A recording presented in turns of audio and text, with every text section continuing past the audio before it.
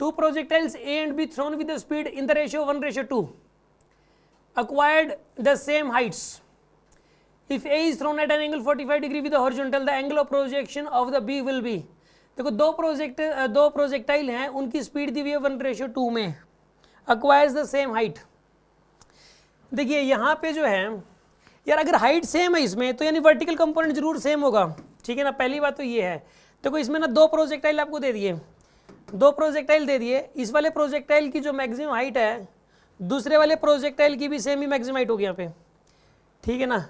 यहाँ पे इस प्रोजेक्टाइल की जो हाइट है और इसकी भी हाइट सेम है, लेकिन प्रोजेक्शन वेलोसिटी अलग अलग है, 1:2 में है. अगर इसकी वेलोसिटी आप u मान रहे हो तो इसकी वेलोसिटी बताइए कितनी हो जाएगी यहाँ पे, √2u.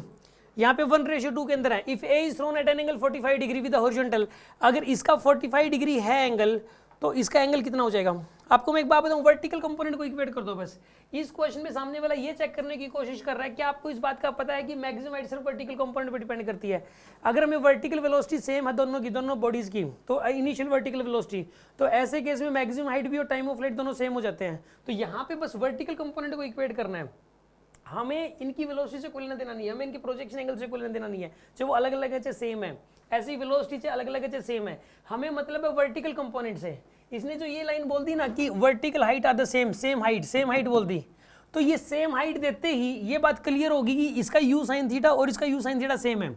इसका u sin थीटा कितना हो जाएगा बताइए, u sin 45, और इसका u sin थीटा कितना हो जाएगा बताइए, √2u sin थीटा हो जाएगा इसका वर्टिकल कंपोनेंट. u से u कैंसिल हो गया, ठीक है ना. sin 45 कितना होता है, 1/√2 is equals to √2 sin theta.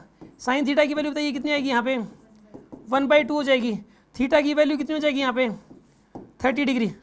Theta की वैल्यू 30 डिग्री हो जाएगी. आंसर इज 30 डिग्री है. बात समझ में आ गई होगी आपको, ठीक है.